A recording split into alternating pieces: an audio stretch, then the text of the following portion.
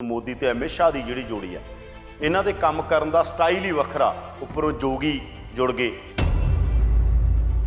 अस्तीफे तक दियां गल्लां चल रही ने कि लिया जा सकता है। ये मजबूरी चा चॉइस चो नहीं हैगा। ਅਸੀਂ नहीं कहते कि मोदी ते अमित शाह ने कहता हो उस मंत्री नूं भी ऐ कर दिया, मुंडे नूं कहता होगा, या मंत्री ने मुंडे नूं कहा होगा गड्डी चढ़ा दे। सरकार नूं की नहीं पता हुंदा। एक कीड़ी भी अगर तुरदी है स्टेट, सरकार नूं सब पता, एजेंसियां नूं, सरकार नूं हर गल दा पता। तुहाडे मुल्क दे लोक ने, तुहाडा इन्ना कुh तां बनदा हैगा कि तुसीं फैक्ट पता करके कहो कि यार ये तां गलत होया। सरकार नूं की नहीं पता हुंदा। एक कीड़ी भी अगर तुरदी है स्टेट, सरकार नूं सब पता, एजेंसियां नूं, सरकार नूं हर गल दा पता। तां एडा वड्डा इंसीडेंट हो गया, उन्हां नूं क्यों नहीं पता सीगा कि इहदे च दोषी कौन आ। वीडियो रिलीज़ हो गया, मोदी मीडिया डिफेंसिव हो गया। ਜਦੋਂ कोई ਵੱਡਾ गल ਹੁੰਦੀ है, उस ਵੱਡੀ गल ਦੇ ਅੰਦਰ मीडिया भी आके स्टेट ਦੇ ਨਾਲ ਖੜਾ ਹੋ ਜਾਂਦਾ। ਜਿਹੜਾ ਗੋਦੀ मीडिया ਵਾਰ-ਵਾਰ ਕੋਸ਼ਿਸ਼ ਕਰ ਰਿਹਾ ਸੀ ਮਸਲੇ ਨੂੰ ਡੀਰੀਲ ਕਰਨ ਦੀ। ਲੋਕਾਂ ਦੇ ਵਕੀਲ ਨੇ, ਲੋਕਾਂ ਲਈ ਲੜਦੇ ਰਹੇ ਨੇ ਹਮੇਸ਼ਾ। ਪ੍ਰਸ਼ਾਂਤ ਭੂਸ਼ਣ ਵਰਗੇ ਵੱਡੇ ਵਕੀਲਾਂ ਨੂੰ ਇਸ ਮਸਲੇ 'ਚ ਪੇਸ਼ ਕਰਨਾ ਚਾਹੀਦਾ ਤਾਂ ਕਿ ਪਰਿਵਾਰਾਂ ਨੂੰ ਇਨਸਾਫ ਮਿਲੇ। ਤੁਹਾਨੂੰ ਲੱਗਦਾ ਜੇ ਘਟਨਾ ਚੋਣਾਂ ਨੇੜੇ ਨਾ ਹੁੰਦੀਆਂ ਫਿਰ ਐ ਮੈਨੇਜ ਕੀਤੀ ਜਾਂਦੀ, ਫਿਰ ਸਰਕਾਰ ਐ ਝੁਕ ਜਾਂਦੀ ਜਿੰਨਾ ਹੁਣ ਝੁੱਕੀ ਹੈ। 18-19 ਸਾਲ ਦੇ ਮੁੰਡੇ ਨੂੰ ਕੀ ਪਤਾ ਹੁੰਦਾ ਕੀ ਹੈ ਕਹਾਣੀ। ਉਹਦਾ ਇੱਕ ਭਾਵਨਾ ਚੋਂ ਗਿਆ ਹੋਇਆ ਸੀ, ਇੱਕ ਫੀਲਿੰਗ ਚੋਂ ਗਿਆ ਹੋਇਆ ਸੀਗਾ ਕਿ ਯਾਰ ਸਾਡੇ ਕਿਸਾਨ, ਸਾਡਾ ਦੇਸ਼, ਸਾਡੇ ਆਹ ਹੋਣਾ ਚਾਹੀਦਾ। ਨੈਪੋਲੀਅਨ ਤੋਂ ਲੈ ਕੇ ਹਿਟਲਰ ਤੋਂ ਲੈ ਕੇ ਜਦੋਂ ਦੁਨੀਆ ਦੇ ਉੱਤੇ ਲੋਕ ਹੁੰਦੇ ਨੂੰ ਲੱਗਦਾ ਹੋਗਾ ਸ਼ਾਇਦ ਅੰਤਮ ਸੱਚ ਹੀ ਨਹੀਂ ਹੁੰਦਾ। ਅੰਤਮ ਸੱਚ ਕੋਈ ਯੋਗੀ ਨੂੰ ਵੀ ਸਮਝਣਾ ਚਾਹੀਦਾ, ਮੋਦੀ ਨੂੰ ਵੀ ਸਮਝਣਾ, ਇੰਦਰਾ ਨੂੰ ਵੀ ਲੱਗਦਾ ਸੀ। ਇੰਦਰਾ ਨੂੰ ਵੀ ਇਸ ਗੱਲ ਦਾ ਅਹਿਸਾਸ ਹੋਇਆ ਬਾਅਦ ਚੋਂ ਕਿ ਨਹੀਂ, ਅੰਤਮ ਸੱਚ ਨਹੀਂ ਜਿਹੜਾ ਉਹ ਮੰਨੀ ਬੈਠੇ ਸੀ। ਲਖੀਮਪੁਰ ਖੀਰੀ ਦੇ ਵਿੱਚ ਜੋ ਕੁਝ ਵੀ ਵਾਪਰਿਆ ਤੇ ਜਿਸ ਤਰ੍ਹਾਂ ਆਲੋਚਨਾ ਦਾ ਸ਼ਿਕਾਰ ਹੋਣਾ ਪਿਆ ਬੀਜੇਪੀ ਸਰਕਾਰ ਨੂੰ, ਕੀ ਬੀਜੇਪੀ ਸਰਕਾਰ ਇਸ ਪੂਰੇ ਘਟਨਾਕ੍ਰਮ ਤੋਂ ਸਬਕ ਸਿੱਖੇਗੀ? ਇਸੇ ਹੀ ਗੱਲ ਨੂੰ ਡੀਕੋਡ ਕਰਾਂਗੇ ਰਾਜਨੀਤੀ ਡੀਕੋਡ ਦੇ ਵਿੱਚ ਯਾਦਵਿੰਦਰ ਸਿੰਘ ਦੇ ਨਾਲ। ਯਾਦਵਿੰਦਰ ਜੀ, ਕਿਤੇ ਨਾ ਕਿਤੇ ਮੋਦੀ ਯੋਗੀ ਸਰਕਾਰ ਨੂੰ ਝੁਕਣਾ ਪਿਆ, ਪਰਮਿਸ਼ਨ ਦਿੱਤੀ ਹੈ, ਵਫਦ ਜਿਹੜੇ ਅੱਗੇ ਜਾ ਰਹੇ ਨੇ ਲਖੀਮਪੁਰ ਖੀਰੀ ਤੱਕ। ਕੀ ਲੱਗਦਾ ਕਿ ਬੀਜੇਪੀ ਸਰਕਾਰ ਕੋਈ ਸਬਕ ਸਿੱਖੇਗੀ? ਦੇਖੋ, ਇਹ ਤਾਂ ਮਜਬੂਰੀ ਸੀ, ਮਜਬੂਰੀ ਕਰਕੇ ਸਭ ਕੁਝ ਬੀਜੇਪੀ ਨੂੰ ਕਰਨਾ ਪਿਆ। ਬੀਜੇਪੀ ਦਾ ਜੋ ਕਰੈਕਟਰ ਹੈਗਾ, ਜੋ ਆਪਾਂ ਦੇਖਾਂਗੇ ਜਦੋਂ ਜਦੋਂ ਬੀਜੇਪੀ ਰਾਜ 'ਚ ਆਈ ਹੈ, ਖਾਸ ਤੌਰ 'ਤੇ ਜਦੋਂ ਮੋਦੀ ਤੇ ਅਮਿਤ ਸ਼ਾਹ ਦੀ ਜਿਹੜੀ ਜੋੜੀ ਹੈ, ਇਹਨਾਂ ਦੇ ਕੰਮ ਕਰਨ ਦਾ ਸਟਾਈਲ ਹੀ ਵੱਖਰਾ। ਉੱਪਰੋਂ ਜੋਗੀ ਜੁੜ ਗਏ, ਤੇ ਯੋਗੀ ਵੀ ਹੈ ਜਿਹੜੇ ਉਹ ਇੱਕ ਤਰ੍ਹਾਂ ਜਿਵੇਂ ਉਹਨਾਂ ਦੇ ਬਿਆਨ ਦੇਖੋਗੇ ਤੁਸੀਂ, ਕਿਸੇ ਡੈਮੋਕ੍ਰੈਟਿਕ ਲੀਡਰ ਦੇ ਬਿਆਨ ਨਹੀਂ ਲੱਗਦੇ ਤੁਹਾਨੂੰ। ਤਾਂ ਉਹੀ ਤਰੀਕਾ ਇਹਨਾਂ ਨੇ ਇਸ ਵਾਰ ਵੀ ਅਪਣਾਇਆ, ਪਰ ਇਸ ਵਾਰ ਰੋਸ ਬਹੁਤ ਵੱਡਾ ਸੀ। ਇਹਨਾਂ ਨੂੰ ਲੱਗਦਾ ਚਾਹੇ ਕੋਈ ਵੀ ਮਸਲਾ ਹੋਵੇ, CNRC ਹੋਵੇ, ਕਿਸਾਨ ਅੰਦੋਲਨ ਹੋਵੇ, ਹੋਰ ਜਿਹੜੀਆਂ ਮਰਜ਼ੀ ਗੱਲਾਂ ਹੋਣ, ਇੱਕ ਆਪਣਾ ਹੀ ਤਰੀਕਾ ਚੀਜ਼ਾਂ ਨੂੰ ਹੈਂਡਲ ਕਰਨ ਦਾ। ਲੋਕਤੰਤਰ 'ਚ ਨਹੀਂ ਹੁੰਦਾ। ਲੋਕਤੰਤਰ ਦੀ ਅਲਟੀਮੇਟ ਆਵਾਜ਼ ਲੋਕ ਹੁੰਦੇ ਨੇ। ਸਬਕ ਤਾਂ ਨਹੀਂ ਮੈਨੂੰ ਲੱਗਦਾ ਕੋਈ ਲੈਣਗੇ, ਕਿਉਂਕਿ ਸਬਕ ਤਾਂ ਜੇ ਲਿਆ ਹੁੰਦਾ ਸ਼ਾਇਦ ਇਹ ਕਾਂਡ ਹੀ ਨਾ ਹੁੰਦਾ। ਇਹ ਜਿਹੜਾ ਇੰਨਾ ਜ਼ਿਆਦਾ ਤੁਹਾਡਾ ਤਰੀਕਾ ਹੈਗਾ, ਜਿਸ ਤਰੀਕੇ ਨਾਲ ਉਹਨੇ ਰੌਂਦੇ ਆ ਲੋਕਾਂ ਨੂੰ, ਉਹ ਕਿਤੇ ਨਾ ਕਿਤੇ ਪੂਰੀ ਦੀ ਪੂਰੀ ਇੱਕ ਧਾਰਾ, ਪੂਰੀ ਦੀ ਪੂਰੀ ਇੱਕ ਵਿਚਾਰਧਾਰਾ, ਪੂਰੇ ਦਾ ਪੂਰਾ ਇੱਕ ਤਰੀਕਾ ਜਿਹਦੇ 'ਚ ਪਰਵਾਹ ਨਹੀਂ ਕਰਨੀ ਕਿ ਕੁਝ ਵੀ ਕਰ ਦਾਂਗੇ, ਸਾਨੂੰ ਕੌਣ ਪੁੱਛੇਗਾ। ਉੱਤਰ ਪ੍ਰਦੇਸ਼ ਦੇ ਅੰਦਰ ਇਹ ਹੁੰਦਾ ਰਿਹਾ ਬਹੁਤ ਸਾਰਾ ਕੁਝ। ਪਿਛਲੇ ਦੌਰ 'ਚ ਉੱਤਰ ਪ੍ਰਦੇਸ਼ 'ਚ ਇਹ ਹੋਇਆ ਹੈਗਾ। ਤਾਂ ਸਬਕ ਤਾਂ ਕੀ ਲੈਣਾ, ਪਰ ਇੱਕ ਗੱਲ ਜ਼ਰੂਰ ਲੋਕਾਂ ਨੂੰ ਇਸ ਗੱਲ ਨਾਲ ਬਲ ਮਿਲਿਆ ਕਿ ਜਿਸ ਤਰੀਕੇ ਨਾਲ ਪੂਰਾ ਦੇਸ਼ ਉੱਠ ਖੜਿਆ, ਜਿਸ ਤਰੀਕੇ ਨਾਲ ਆਪੋਜੀਸ਼ਨ ਤੋਂ ਲੈ ਕੇ ਹਰ ਉਹ ਲੋਕ ਉੱਠ ਖੜੇ ਜਿਨ੍ਹਾਂ ਨੂੰ ਲੱਗਦਾ ਸੀਗਾ ਕਿ ਇਸ਼ੂ ਬਹੁਤ ਇੰਪੋਰਟੈਂਟ ਆ, ਤੇ ਉਸ ਇਸ਼ੂ ਦੇ ਉੱਤੇ ਹੀ ਜਿਹੜਾ ਐਡਾ ਵੱਡਾ ਰਿਐਕਸ਼ਨ ਆਪਾਂ ਦੇਖ ਰਹੇ ਹਾਂਗੇ। ਇੰਨੇ ਵੱਡੇ ਰਿਐਕਸ਼ਨ ਨੇ ਇਸ ਗੱਲ ਨੂੰ ਇੱਕ ਸੈਂਟਰ 'ਚ ਲਿਆ ਕੇ ਖੜਾ ਕਰਤਾ। ਜਿਹੜਾ ਗੋਦੀ ਮੀਡੀਆ ਵਾਰ-ਵਾਰ ਕੋਸ਼ਿਸ਼ ਕਰ ਰਿਹਾ ਸੀ ਮਸਲੇ ਨੂੰ ਡੀਰੀਲ ਕਰਨ ਦੀ। ਗੋਦੀ ਮੀਡੀਆ ਦੀ ਮਜਬੂਰੀ ਕੀ ਹੁੰਦੀ ਹੈ ਕਿ ਜਦੋਂ ਗੋਦੀ ਮੀਡੀਆ ਦੇ ਸਾਹਮਣੇ ਚੀਜ਼ਾਂ ਆ ਜਾਂਦੀਆਂ ਨੇ, ਫੈਕਟ ਆ ਜਾਂਦੇ, ਜਦੋਂ ਵੀਡੀਓ ਰਿਲੀਜ਼ ਹੋ ਗਿਆ, ਗੋਦੀ ਮੀਡੀਆ ਡਿਫੈਂਸਿਵ ਹੋ ਗਿਆ ਉਹਦੀ। ਨਹੀਂ ਤਾਂ ਪੂਰਾ ਜ਼ੋਰ ਲੱਗਿਆ ਹੋਇਆ। ਸਟੇਟ ਦੇ ਟੂਲ ਹੁੰਦੇ ਨੇ, ਮੀਡੀਆ ਸਟੇਟ ਦਾ ਟੂਲ ਹੈ। ਸਟੇਟ ਸ਼ਾਮਲ ਹੈ, ਪੁਲਿਸ ਸ਼ਾਮਲ, ਇੰਸਟੀਟਿਊਸ਼ਨ ਸ਼ਾਮਲ ਨੇ, ਪੁਲਿਸ ਤੇ ਮੀਡੀਆ ਸ਼ਾਮਲ ਆ। ਤਾਂ ਤੁਸੀਂ ਕੀ ਕਰੋਗੇ? ਕਿਹਦੇ ਕੋਲ ਆਪਣੀ ਆਵਾਜ਼ ਲੈ ਕੇ ਜਾਓਗੇ? ਇਹੀ ਹੈ ਨਾ, ਪਹਿਲਾਂ ਕਾਰਜਪਾਲਿਕਾ, ਵਿਧਾਨ ਪਾਲਿਕਾ, ਨਿਆਂਪਾਲਿਕਾ, ਮੀਡੀਆ। ਕਿਉਂ ਕਿਹਾ ਜਾਂਦਾ ਕਿ ਜੇ ਇੱਕ ਨਹੀਂ ਸੁਣੇਗਾ ਦੂਜਾ ਸੁਣ ਲਏਗਾ, ਦੂਜਾ ਨਹੀਂ ਸੁਣੇਗਾ ਤੀਜਾ ਸੁਣ ਲਏਗਾ, ਤੀਜਾ ਨਹੀਂ ਸੁਣੇਗਾ ਚੌਥਾ ਮੀਡੀਆ ਸੁਣ ਲਏਗਾ। ਪਰ ਸੁਣਵਾਈ ਤਾਂ ਕਿਤੇ ਹੈ ਨਹੀਂ। ਜਦੋਂ ਕੋਈ ਵੱਡਾ ਗੱਲ ਹੁੰਦੀ ਆ, ਉਸ ਵੱਡੀ ਗੱਲ ਦੇ ਅੰਦਰ ਮੀਡੀਆ ਵੀ ਆ ਕੇ ਸਟੇਟ ਦੇ ਨਾਲ ਖੜਾ ਹੋ ਜਾਂਦਾ, ਜਿਹੜਾ ਸ਼ਰਮਨਾਕ ਆ ਲੋਕਤੰਤਰ ਦੇ ਲਈ। ਇਸ ਕਰਕੇ ਉਹਨਾਂ ਦੀ ਮਜਬੂਰੀ ਉਦੋਂ ਬਣੀ ਜਦੋਂ ਇਹ ਸਭ ਕੁਝ ਸਾਹਮਣੇ ਆ ਗਿਆ। ਇਸ ਕਰਕੇ ਮਜਬੂਰੀ 'ਚ ਸਭ ਕੁਝ ਕੀਤਾ। ਜੋ ਅੱਜ ਪ੍ਰਿੰਕਾ ਹੋਰੀ ਰਿਲੀਜ਼ ਹੋਏ ਨੇ, ਜਾਂ ਮਿਸ਼ਰਾ ਦੀ ਗ੍ਰਿਫਤਾਰੀ ਦੀ ਗੱਲ ਚੱਲ ਰਹੀ ਹੈ, ਅਸਤੀਫੇ ਤੱਕ ਦੀਆਂ ਗੱਲਾਂ ਚੱਲ ਰਹੀਆਂ ਨੇ ਕਿ ਲਿਆ ਜਾ ਸਕਦਾ ਹੈ, ਇਹ ਮਜਬੂਰੀ 'ਚ ਆ, ਚੋਇਸ 'ਚੋਂ ਨਹੀਂ ਹੈਗਾ। ਚੋਇਸ ਚੋਂ ਤਾਂ ਕਰਨਾ ਹੁੰਦਾ ਪਹਿਲਾਂ ਹੀ ਕਰ ਦਿੰਦੇ। ਉਹਨਾਂ ਨੂੰ ਦੇਖੋ ਇਹਨਾਂ ਕੋਲ ਤਾਂ ਰਿਪੋਰਟਾਂ ਹੁੰਦੀਆਂ ਨੇ ਨਾ, ਪੁਲਿਸ ਦੀ ਪੂਰੀ ਰਿਪੋਰਟ ਹੋਏਗੀ ਸਟੇਟ ਗਵਰਨਮੈਂਟ ਕੋਲੇ, ਸੈਂਟਰ ਦੀਆਂ ਏਜੰਸੀਆਂ IB ਵਗੈਰਾ ਦੀ ਰਿਪੋਰਟ ਹੋਏਗੀ ਮੋਦੀ ਸਰਕਾਰ ਕੋਲੇ ਕਿ ਹੋਇਆ ਕੀ ਆ ਰੀਅਲੀ ਉੱਥੇ। ਇਹ ਥੋੜ੍ਹੇ ਕਿ ਹਰ ਝੂਠੀ ਗੱਲ ਨੂੰ ਹੋਰ ਵੱਡਾ ਝੂਠ ਬਣਾ ਕੇ ਪਰੋਸ ਦਿਓ ਸੱਚ ਦੇ ਰੂਪ 'ਚ, ਹਰ ਝੂਠੀ ਗੱਲ ਨੂੰ ਸੱਚੀ ਬਣਾ ਕੇ ਪੇਸ਼ ਕਰੋ ਔਰ ਝੂਠ ਇੰਨੇ ਵੱਡੇ ਪੱਧਰ 'ਤੇ ਬੋਲੋ ਕਿ ਲੋਕਾਂ ਨੂੰ ਲੱਗੇ ਸੱਚ ਹੈ। ਝੂਠ ਦੀ ਮਾਤਰਾ ਐਡੀ ਵੱਡੀ ਹੋ ਗਈ ਕਿ ਦੂਜੀ ਗੱਲ ਹੀ ਵਿੱਚ ਰੁਲ ਜੇ। ਮੀਡੀਆ ਵੀ ਤੁਹਾਡੇ ਨਾਲ ਰਲ ਕੇ ਝੂਠ ਬੋਲ ਰਿਹਾ ਹੈਗਾ। ਮੀਡੀਆ ਕਿਆ ਉਪਦਰਵੀ ਕਿਸਾਨਾਂ ਦਾ ਇਹ ਲਿਖਿਆ, ਇਹ ਅਖਬਾਰਾਂ ਨੇ ਲਿਖਿਆ, ਚੈਨਲ ਇਹ ਕਹਿ ਰਹੇ ਸੀਗੇ। ਤਾਂ ਇੱਕ ਝੂਠ ਨੂੰ ਸੱਚ ਬਣਾਉਣ ਦੀ ਕੋਸ਼ਿਸ਼ ਕੀਤੀ ਜਾ ਰਹੀ ਸੀ, ਪਰ ਅਲਟੀਮੇਟਲੀ ਸੱਚ ਹੁੰਦਾ ਹੈ।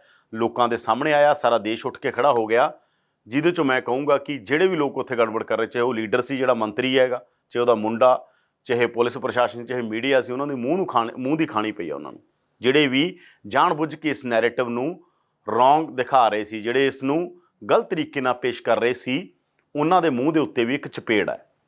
ਯਾਦਵਿੰਦਰ ਜੀ, ਇਸ ਪੂਰੇ ਘਟਨਾਕ੍ਰਮ ਨੇ ਪੂਰੇ ਦੇਸ਼ ਨੂੰ ਝੰਜੋੜ ਕੇ ਰੱਖਤਾ। ਜਿਸ ਤਰ੍ਹਾਂ ਨਾਲ ਕਿਸਾਨਾਂ ਦੇ ਉੱਤੇ ਗੱਡੀ ਚੜਾਈ ਗਈ ਹੈ, ਪਰ ਆਪੋਜੀਸ਼ਨ ਵੀ ਲਗਾਤਾਰ ਸਵਾਲ ਕਰ ਰਹੀ ਹੈ ਜਿਹੜੀ BJP ਸਰਕਾਰ ਆ ਉਸ ਨੂੰ। ਪਰ BJP ਦੇ ਜਿਹੜੀ ਸਰਕਾਰ ਆ ਉਹਨਾਂ ਦੇ ਹਿਰਦੇ ਕਿਉਂ ਨਹੀਂ ਪਸੀਜ ਰਹੀ? ਆਖਰਕਾਰ ਤਾਂ ਇਨਸਾਨ ਤਾਂ ਉਹ ਵੀ ਹੈਗੇ ਨੇ। ਦੇਖੋ ਬੜੀ, ਮੈਂ ਤਾਂ ਰਾਤ ਦੇਖ ਰਿਹਾ ਸੀਗਾ ਕਿ ਜਿਹੜਾ ਉਹਨਾਂ ਦਾ ਪਰਿਵਾਰ ਹੈ, ਜਿਹੜੇ BJP ਵਾਲੇ ਵੀ ਗਏ ਨੇ ਵਿਚਾਰੇ, ਉਹ ਵੀ ਦੁੱਖ ਦੀ ਗੱਲ ਹੈ। ਜੇ ਕੋਈ ਕਹੇ ਨਾ, ਦੇਖੋ ਕਤਲ ਜਾਂ ਮੌਤ ਕਦੇ ਜਸਟੀਫਾਈ ਨਹੀਂ ਹੁੰਦੀ। ਕੋਈ ਬੰਦਾ ਜਸਟੀਫਾਈ ਕਰੇ ਨਾ ਕਤਲ ਨੂੰ ਜਾਂ ਕੋਈ ਇਸ ਤਰ੍ਹਾਂ ਦੇ ਇਨਸੀਡੈਂਟ ਨੂੰ, ਜਸਟੀਫਾਈ ਨਹੀਂ ਦੋਵੇਂ ਪਾਸੇ। ਕਿਸਾਨ ਤਾਂ ਵਿਚਾਰੇ ਸ਼ਾਂਤਮਈ ਪ੍ਰੋਟੈਸਟ ਕਰ ਹੀ ਰਹੇ ਸੀ, ਪਰ ਜਿਹੜੇ BJP ਵਾਲੇ ਵੀ ਚਲੋ ਉਸ ਲੜਾਈ ਚਲੇ ਗਏ, ਉਹ ਵੀ ਦੁੱਖ ਦੀ ਗੱਲ ਹੈ। ਕਿਸੇ ਦਾ ਵੀ ਇਸ ਦੁਨੀਆ ਤੋਂ ਜਾਣਾ ਦੁੱਖ ਦੀ ਗੱਲ ਹੈ। ਪਰ ਜਿਸ ਤਰੀਕੇ ਨਾਲ ਚੀਜ਼ਾਂ ਦੀ ਪੇਸ਼ਕਾਰੀ ਕਰਨੀ, ਜਿਸ ਤਰੀਕੇ ਦੇ ਨਾਲ ਇਸ ਪੂਰੇ ਮਾਹੌਲ ਨੂੰ ਐ ਬਿਲਡ ਕਰ ਦੇਣਾ, ਮਤਲਬ BJP ਦੇ ਜਿਹੜੀ ਤੁਸੀਂ ਗੱਲ ਪੁੱਛ ਰਹੇ ਹੋ ਕਿ ਦਿਲ ਧੜਕਦਾ ਕਿ ਨਹੀਂ ਧੜਕਦਾ ਉਹਨਾਂ ਦਾ। ਤੁਹਾਡੇ ਮੁਲਕ ਦੇ ਲੋਕ ਨੇ, ਤੁਹਾਡਾ ਇੰਨਾ ਕੁ ਤਾਂ ਬਣਦਾ ਹੈਗਾ ਕਿ ਤੁਸੀਂ ਫੈਕਟ ਪਤਾ ਕਰਕੇ ਕਹੋ ਕਿ ਯਾਰ ਇਹ ਤਾਂ ਗਲਤ ਹੋਇਆ।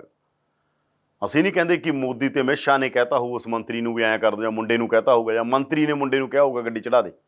ਉਹ ਤਾਂ ਇੱਕ ਪੂਰਾ ਮਾਹੌਲ ਆ ਜਿਹਦੇ 'ਚੋਂ ਲੱਗਦਾ ਕਿ ਅਸੀਂ ਲੜ ਰਹੇ ਹਾਂ, ਲੜਾਈ ਜਿੱਤਣੀ ਹੈ, ਜਿਹੜਾ ਮੂਹਰੇ ਆ ਗਿਆ ਅਸੀਂ ਐਂ ਕਰ ਦਾਂਗੇ, ਉਹ ਕਰ ਦਾਂਗੇ, ਉਹਦੇ 'ਚ ਹੋਇਆ। ਇਹ ਨਹੀਂ ਕਿ ਪਲੈਨਿੰਗ ਕਰਕੇ ਗੱਡੀ ਚੜਾਤੀ। ਪਰ ਜਦੋਂ ਹੋ ਗਿਆ ਉਦੋਂ ਤਾਂ ਘੱਟੋ ਘੱਟ ਤੁਸੀਂ ਅੱਜ ਵੱਡੇ ਵੱਡੇ ਅਖਬਾਰਾਂ ਨੇ, ਇੰਡੀਅਨ ਐਕਸਪ੍ਰੈਸ ਦਾ ਐਡੀਟੋਰੀਅਲ ਪੜ੍ਹੋ, ਤੁਸੀਂ ਅੱਜ ਦਾ ਟ੍ਰਿਬਿਊਨ ਦਾ ਐਡੀਟੋਰੀਅਲ ਪੜ੍ਹੋ, ਉਹਨਾਂ ਸਭ ਨੇ ਕਿਹਾ ਕਿ ਹੁਣ ਤਾਂ ਪ੍ਰੂਫ ਨੇ ਤੁਹਾਡੇ ਸਾਹਮਣੇ, ਇੱਕ ਜੈਨੂਨ ਵੀਡੀਓ ਤੁਹਾਡੇ ਸਾਹਮਣੇ ਆ, ਹੁਣ ਅਸਤੀਫਾ ਕਿਉਂ ਨਹੀਂ? ਤਾਂ ਇਹ ਵੀਡੀਓ ਤਾਂ ਬਾਅਦ ਦੀ ਗੱਲ ਆ। ਇਹਦਾ ਮਤਲਬ ਸਰਕਾਰ ਨੂੰ ਤਾਂ ਪਹਿਲੇ, ਸਰਕਾਰ ਨੂੰ ਕੀ ਨਹੀਂ ਪਤਾ ਹੁੰਦਾ? ਇੱਕ ਕੀੜੀ ਵੀ ਅਗਰ ਤੁਰਦੀ ਹੈ ਸਟੇਟ, ਸਰਕਾਰ ਨੂੰ ਸਭ ਪਤਾ ਹੁੰਦਾ, ਏਜੰਸੀਆਂ ਨੂੰ, ਸਰਕਾਰ ਨੂੰ ਹਰ ਗੱਲ ਦਾ ਪਤਾ ਹੁੰਦਾ। ਤਾਂ ਐਡਾ ਵੱਡਾ ਇੰਸੀਡੈਂਟ ਹੋ ਗਿਆ, ਉਹਨਾਂ ਨੂੰ ਕਿਉਂ ਨਹੀਂ ਪਤਾ ਸੀਗਾ ਕਿ ਇਹਦੇ 'ਚ ਦੋਸ਼ੀ ਕੌਣ ਆ? ਤੇ ਉੱਪਰੋਂ ਜੇ ਕੋਈ ਆਪੋਜੀਸ਼ਨ, ਪਹਿਲਾਂ ਤਾਂ ਆਪੋਜੀਸ਼ਨ ਇਸ ਦੇਸ਼ ਦੀ ਮਰੀ ਪਈ ਹੈਗੀ, ਕਦੇ ਲੜਦੀ ਨਹੀਂ ਗੀ। ਜਿਹੜੀ ਲੜਾਈ ਅਸਲ 'ਚ ਡੈਮੋਕ੍ਰੇਸੀ 'ਚ ਸੱਤਾ ਨਾਲੋਂ ਵੀ ਵੱਡਾ ਰੋਲ ਆਪੋਜੀਸ਼ਨ ਦਾ ਹੁੰਦਾ। ਸੱਤਾ ਨੂੰ ਅਗਰ ਠੀਕ ਰੱਖਣਾ ਤਾਂ ਆਪੋਜੀਸ਼ਨ ਜੇ ਠੀਕ ਰਹੇਗੀ ਤਾਂ ਰਹੇਗੀ, ਯਾਨੀ ਵਿਰੋਧੀ ਧਿਰ ਅਗਰ ਦਬਾਅ ਰੱਖੇਗੀ ਸਰਕਾਰ 'ਤੇ ਤਾਂ ਚੀਜ਼ਾਂ ਠੀਕ ਹੋਣਗੀਆਂ, ਲੋਕਾਂ ਦੇ ਫੈਸਲੇ ਠੀਕ ਹੋਣਗੇ। ਪਰ ਅਸੀਂ ਦੇਖਿਆ ਕਿ ਇਹ ਚੀਜ਼ਾਂ ਨਹੀਂ ਹੋਈਆਂ। ਇਸ ਕਰਕੇ ਮੈਂ ਇੱਕ ਗੱਲ ਦੇਖ ਰਿਹਾ ਗਾ ਕਿ ਪਿਛਲੇ ਦਿਨਾਂ ਦੇ ਅੰਦਰ ਲਗਾਤਾਰ ਇਸ ਤਰੀਕੇ ਦੀਆਂ ਚੀਜ਼ਾਂ ਦੇਖਣ ਨੂੰ ਮਿਲੀਆਂ ਕਿ ਜਦੋਂ ਕੋਈ ਗੱਲ ਆਉਂਦੀ ਹੈ ਫਿਰ ਆਪੋਜੀਸ਼ਨ ਸਰਗਰਮ ਹੁੰਦੀ ਹੈ। ਪਰ ਚਲੋ ਵਧੀਆ ਗੱਲ ਆ, ਆਪੋਜੀਸ਼ਨ ਯੂਨਾਈਟ ਹੋਈ, ਆਮ ਆਦਮੀ ਪਾਰਟੀ ਤੋਂ ਲੈ ਕੇ ਕਾਂਗਰਸ, ਸਾਰੀਆਂ ਪਾਰਟੀਆਂ, ਸਮਾਜਵਾਦੀ ਪਾਰਟੀ, RLD, ਸਭ ਪਾਰਟੀਆਂ ਗਈਆਂ ਉੱਥੇ। ਪਰ ਉਹਨਾਂ ਪਾਰਟੀਆਂ ਦਾ ਇੱਕ ਜਿਹੜਾ ਐਕਸਪ੍ਰੈਸ਼ਨ ਆ ਉਹਨੂੰ ਵੀ ਦੱਬਣਾ, ਪ੍ਰਿੰਕਾ ਨੂੰ ਇੱਕ ਪੂਰੀ ਉਸ ਹਿਰਾਸਤ 'ਚ ਰੱਖਣਾ ਬਿਨਾਂ ਨੋਟਿਸ ਦਿੱਤਿਆਂ, ਇਹਦਾ ਮਤਲਬ ਤੇ ਫਿਰ ਤੁਸੀਂ ਐਲਾਨ ਦਿਓ ਕਿ ਡਿਕਟੇਟਰਸ਼ਿਪ, ਡੈਮੋਕ੍ਰੇਸੀ ਨਹੀਂ ਆ। ਜੇ ਤੁਹਾਨੂੰ ਤੁਸੀਂ ਕਹਿੰਦੇ ਹੋ ਡੈਮੋਕ੍ਰੇਸੀ ਆ, ਬਾਰ-ਬਾਰ ਕਹਿੰਦੇ, ਬਾਰ-ਬਾਰ ਸੰਵਿਧਾਨ ਦੀ ਗੱਲ ਹੁੰਦੀ, ਜੇ ਤੁਸੀਂ ਉਹ ਚੀਜ਼ਾਂ ਕਰਨੀਆਂ ਨੇ ਜਿਹੜੀਆਂ ਡੈਮੋਕ੍ਰੇਟਿਕ ਕਦਰਾਂ ਕੀਮਤਾਂ ਦੇ ਖਿਲਾਫ ਨੇ, ਫਿਰ ਤੁਸੀਂ ਇਹਨੂੰ ਕਹੋ ਕਿ ਇਹ ਤਾਨਾਸ਼ਾਹੀ ਹੈ, ਸਾਡਾ ਰਾਜ ਤਾਨਾਸ਼ਾਹ ਰਾਜ ਆ, ਅਸੀਂ ਤਾਨਾਸ਼ਾਹੀ ਚਲਾ ਰਹੇ ਹਾਂਗੇ। ਨਹੀਂ ਤਾਂ ਆਪੋਜੀਸ਼ਨ ਦਾ ਇਹ ਹੱਕ ਬਣਦਾ, ਇਸ ਦੇਸ਼ ਦੇ ਲੋਕਾਂ ਦਾ ਹੱਕ ਹੈ। ਇੱਕ ਆਰਡਰ ਕੱਢਿਆ ਗਿਆ ਪੰਜਾਬ ਦੇ ਲੋਕ ਨਾ ਜਾਣ, ਕਿ ਪੰਜਾਬ ਦੇਸ਼ ਦਾ ਹਿੱਸਾ ਨਹੀਂ ਹੈ, ਕਿ UP ਦੇਸ਼ ਦਾ ਹਿੱਸਾ ਨਹੀਂ ਹੈ। ਇਸ ਕਰਕੇ ਜਿਹੜੀ ਇਹ ਗੱਲ ਆ ਉਹ ਬਹੁਤ ਸ਼ਰਮਨਾਕ ਗੱਲ ਹੈ। ਔਰ ਆਪੋਜੀਸ਼ਨ ਨੂੰ ਜਿਸ ਤਰੀਕੇ ਦੇ ਨਾਲ ਸਾਰਾ ਮਾਹੌਲ ਬਣਾਇਆ ਗਿਆ, ਜਿਸ ਤਰੀਕੇ ਨਾਲ ਦੱਬਿਆ ਗਿਆ, ਉਹ ਗੱਲ ਵੀ ਗਲਤ ਹੈ ਅਤੇ ਉਹਦੇ 'ਤੇ ਵੱਡਾ ਰਿਐਕਸ਼ਨ ਆਇਆ। ਦੇਖੋ ਅਲਟੀਮੇਟਲੀ ਫਿਰ ਉਹੀ ਗੱਲ ਮੈਂ ਕਹਿੰਦਾ ਮਜਬੂਰੀ ਬਣ ਗਈ, ਪ੍ਰਿੰਕਾ ਨੂੰ ਰਿਲੀਜ਼ ਕਰਨਾ ਪਿਆ।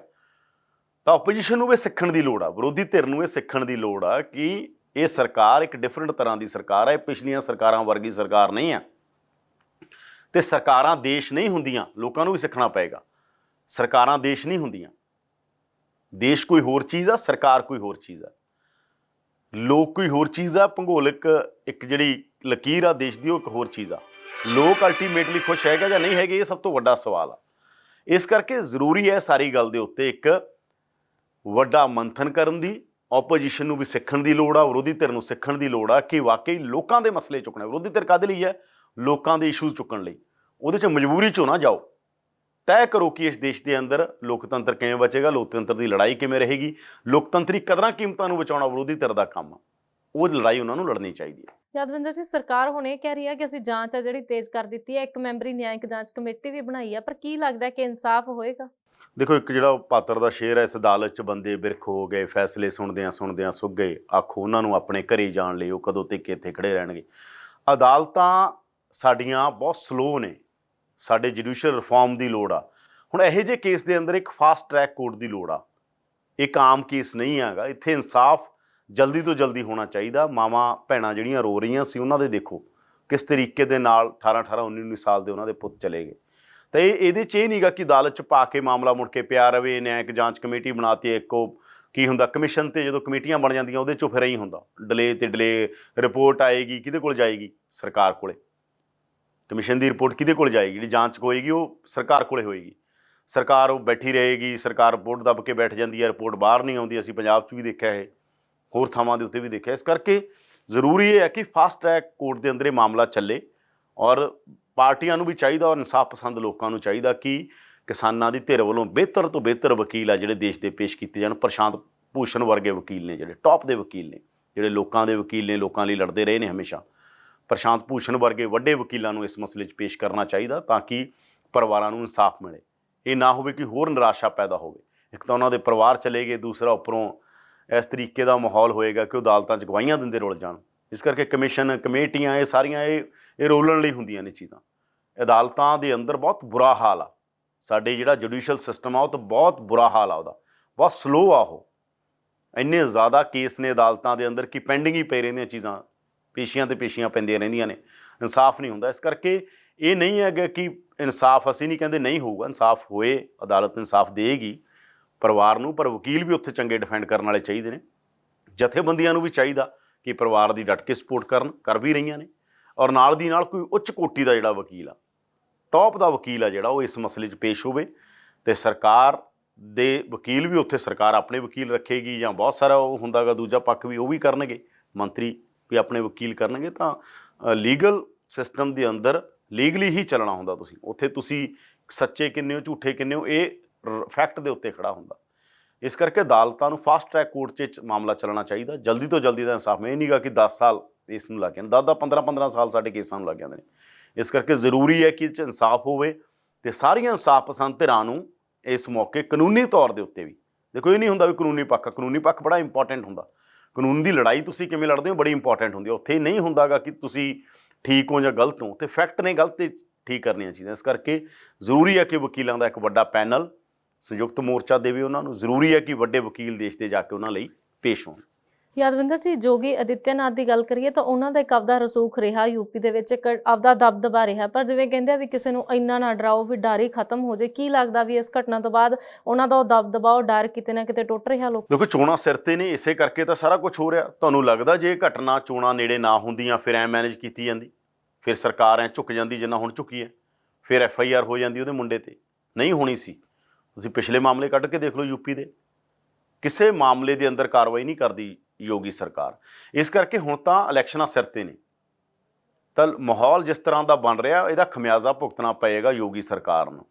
ਕਿੰਨਾ ਭੁਗਤਣਾ ਪਏਗਾ, ਕਿੰਨਾ ਨਹੀਂ, ਇਹ ਤਾਂ ਸਮਾਂ ਦੱਸੇਗਾ, ਪਰ ਖਮਿਆਜ਼ਾ ਜ਼ਰੂਰ ਭੁਗਤਣਾ ਪਏਗਾ। ਉਹਨਾਂ ਵਿਚਾਰਿਆਂ ਦੀ ਜਿਹੜੀ ਹੈ ਨਾ, ਕਦੇ ਕਹਿੰਦੇ ਅਸੀਸ ਲੱਗਣੀ, ਦੁਰ ਅਸੀਸ ਲੱਗਣੀ। ਉਹ ਪਰਿਵਾਰ ਜਿਹੜੇ ਆਮ ਪਰਿਵਾਰ ਨੇ, ਉਹ ਜਵਾਕ ਜਿਹੜੇ ਗਏ ਹੋਏ ਸੀ ਧਰਨੇ 'ਚ, 18 19 ਸਾਲ ਦੇ ਮੁੰਡੇ ਨੂੰ ਕੀ ਪਤਾ ਹੁੰਦਾ ਕੀ ਹੈ ਕਹਾਣੀ। ਉਹਦਾ ਇੱਕ ਭਾਵਨਾ 'ਚੋਂ ਗਿਆ ਹੋਇਆ ਸੀਗਾ, ਇੱਕ ਫੀਲਿੰਗ 'ਚੋਂ ਗਿਆ ਹੋਇਆ ਸੀਗਾ ਕਿ ਯਾਰ ਸਾਡੇ ਕਿਸਾਨ, ਸਾਡਾ ਦੇਸ਼, ਸਾਡੇ ਆਹ ਹੋਣਾ ਚਾਹੀਦਾ ਗਾ। ਉਹਨਾਂ ਦੇ ਉੱਤੇ ਜਿਸ ਤਰੀਕੇ ਦੇ ਨਾਲ, ਮੈਂ ਪਹਿਲਾਂ ਵੀ ਕਿਹਾ ਸੀ, ਕੁਦਰਤ ਇਨਸਾਫ ਕਰ ਦਿੰਦੀ ਹੈ ਜੇ ਕੋਈ ਹੋਰ ਇਨਸਾਫ ਨਾ ਹੋਵੇ। ਇਸ ਕਰਕੇ ਇਹ ਗੱਲਾਂ ਦੇ ਅੰਦਰ ਜਿਸ ਤਰੀਕੇ ਦੇ ਨਾਲ ਯੋਗੀ ਸਰਕਾਰ ਦਾ ਰਵੱਈਆ ਸੀਗਾ, ਔਰ ਯੋਗੀ ਨੇ ਜਿਸ ਤਰੀਕੇ ਨਾਲ ਸਰਕਾਰ ਚਲਾਈ ਹੈ, ਉਹਦੀ ਬਹੁਤ ਵੱਡੀ ਆਲੋਚਨਾ ਹੁੰਦੀ ਰਹੀ ਹੈ। ਕਿਸੇ ਕੇਸ 'ਚ ਕੋਈ ਸੁਣੀ ਨਹੀਂ ਜਾਂਦੀ ਰਹੀ। ਇਹ ਤਾਂ ਇਲੈਕਸ਼ਨਾਂ ਸਿਰ ਤੇ ਨੇ, 4 ਮਹੀਨਿਆਂ ਨੂੰ ਇਲੈਕਸ਼ਨ, ਉਹਨਾਂ ਨੂੰ ਪਤਾ ਹੈਗਾ ਕਿ ਇਹਦਾ ਖਮਿਆਜ਼ਾ ਭੁਗਤਣਾ ਪਏਗਾ, ਔਰ ਇਸੇ ਕਰਕੇ ਹੀ ਯੋਗੀ ਸਰਕਾਰ ਨੇ ਕਦਮ ਚੁੱਕਿਆ। ਪਰ ਯੋਗੀ ਸਰਕਾਰ ਨੂੰ ਇਹ ਸਮਝਣ ਦੀ ਲੋੜ ਹੈ ਕਿ ਬਹੁਤ ਲੋਕ ਆਏ ਨੇ ਦੁਨੀਆ 'ਤੇ, ਐਂ ਹੁੰਦਾ ਨੈਪੋਲੀਅਨ ਤੋਂ ਲੈ ਕੇ ਹਿਟਲਰ ਤੋਂ ਲੈ ਕੇ ਜਦੋਂ ਦੁਨੀਆ ਦੇ ਉੱਤੇ ਲੋਕ ਆਉਂਦੇ, ਉਹਨੂੰ ਲੱਗਦਾ ਹੋਗਾ ਸ਼ਾਇਦ ਅੰਤਮ ਸੱਚ ਹੀ ਹੈ। ਨਹੀਂ ਹੁੰਦਾ ਅੰਤਮ ਸੱਚ ਕੋਈ। ਯੋਗੀ ਨੂੰ ਵੀ ਇਹ ਸਮਝਣਾ ਚਾਹੀਦਾ, ਮੋਦੀ ਨੂੰ ਵੀ ਸਮਝਣਾ, ਇੰਦਰਾ ਨੂੰ ਵੀ ਇਹ ਲੱਗਦਾ ਸੀਗਾ, ਇੰਦਰਾ ਨੂੰ ਵੀ ਇਸ ਗੱਲ ਦਾ ਅਹਿਸਾਸ ਹੋਇਆ ਬਾਅਦ 'ਚੋਂ ਕਿ ਨਹੀਂ, ਇਹ ਅੰਤਮ ਸੱਚ ਨਹੀਂ ਹੈ ਜਿਹੜਾ ਉਹ ਮੰਨੀ ਬੈਠੇ ਸੀ। ਇਸ ਕਰਕੇ ਜ਼ਰੂਰੀ ਹੈ ਕਿ ਮਾਮਲਿਆਂ ਦਾ ਇਨਸਾਫ ਹੋਵੇ ਔਰ ਯੋਗੀ ਸਰਕਾਰ ਦੇ ਤੌਰ 'ਤੇ ਪੈਰਵਾਈ ਕਰੇ, ਆਪਦੇ ਲੋਕਾਂ ਨੂੰ ਕਿਉਂ ਪ੍ਰੋਟੈਕਟ ਕਰ ਰਹੀ ਹੈਗੀ, ਕਰੇ ਕਿ ਜਿੱਥੇ ਇਨਸਾਫ ਦੀ ਗੱਲ ਆ, ਜਿੱਥੇ ਹੱਕਾਂ ਦੀ ਗੱਲ ਆ, ਉੱਥੇ ਘੱਟੋ ਘੱਟ ਸਰਕਾਰ ਕਹੇ ਕਿ ਨੀਅਤ ਧੱਕਾ ਹੋਇਆ। ਪਰ ਜਦੋਂ ਸਰਕਾਰ ਦੀ ਨੀਅਤ ਇਹੋ ਜਿਹੀ ਹੋਏਗੀ ਫਿਰ ਲੋਕ ਵੀ ਸਮਝਦੇ ਹੁੰਦੇ ਨੇ। ਅਤੇ ਯੂਪੀ 'ਚ ਜਿਸ ਤਰ੍ਹਾਂ ਦਾ ਮਾਹੌਲ ਅਸੀਂ ਮੁਜ਼ੱਫਰਨਗਰ ਦੇਖ ਕੇ ਆਏ ਹਾਂ, ਹੋਰ ਥਾਵਾਂ ਦੇ ਉੱਤੇ ਦੇਖ ਰਹੇ ਹਾਂ, ਯੋਗੀ ਸਰਕਾਰ ਨੂੰ ਇਹਦੇ ਚੋਣਾਂ ਦੇ ਖਮਿਆਜ਼ੇ ਵੀ ਭੁਗਤਣੇ ਪੈ ਸਕਦੇ ਨੇ, ਯਾਨੀ ਚੋਣਾਂ ਦੇ ਅੰਦਰ ਵੀ ਉਹਨਾਂ ਨੂੰ ਇੱਕ ਵੱਡੀ ਸੈੱਟਬੈਕ ਲੱਗ ਸਕਦੀ ਹੈ। ਵੈਸੇ ਤਾਂ ਮਾਹੌਲ ਇਹ ਬਣਿਆ ਹੀ ਹੈ ਕਿ ਯੋਗੀ ਦਾ ਜਿਹੜਾ ਰਾਜ ਆ ਉਹਦੇ 'ਚ ਡਰ ਦਾ ਮਾਹੌਲ ਹੈ, ਮਿਨੋਰਿਟੀ 'ਚ ਖਾਸ ਤੌਰ ਦੇ ਉੱਤੇ, ਔਰ ਜਿੰਨੀਆਂ ਵੀ ਘੱਟ ਗਿਣਤੀਆਂ ਨੇ ਜਾਂ ਦਲਿਤ ਭਾਈਚਾਰਾ ਉੱਥੇ ਕਿਹਾ ਜਾਂਦਾ, ਬਹੁਤ ਵੱਡੇ ਇੱਕ ਡਰ ਦੇ ਮਾਹੌਲ 'ਚੋਂ ਸਭ ਕੁਝ ਨਿਕਲਦਾ। ਇਸ ਕਰਕੇ ਜ਼ਰੂਰੀ ਹੈ ਕਿ ਅਗਰ ਤੁਸੀਂ ਬਿਹਤਰ ਰਾਜ ਦੇਣਾ, ਅਗਰ ਬਿਹਤਰ ਪ੍ਰਸ਼ਾਸਕ ਬਣਨਾ, ਤੁਹਾਨੂੰ ਵੀ ਲੋਕ ਯਾਦ ਕਰਨ, ਤਾਂ ਇੱਕ ਚੰਗੀਆਂ ਰੀਤਾਂ ਪਾਓ, ਨਾ ਕਿ ਇਸ ਨੈਗੇਟਿਵਿਟੀ ਵੱਲ ਦੇਸ਼ ਨੂੰ ਲੈ ਕੇ ਜਾਓ। ਸੋ ਦੇਖਣਾ ਹੋਏਗਾ ਕਿ ਇਸ ਪੂਰੇ ਘਟਨਾਕ੍ਰਮ ਦਾ ਯੋਗੀ ਦੀ ਸਰਕਾਰ ਤੇ ਆਉਣ ਵਾਲੇ ਸਮੇਂ 'ਚ ਸਿਆਸਤ ਤੇ ਕੀ ਅਸਰ ਪਏਗਾ।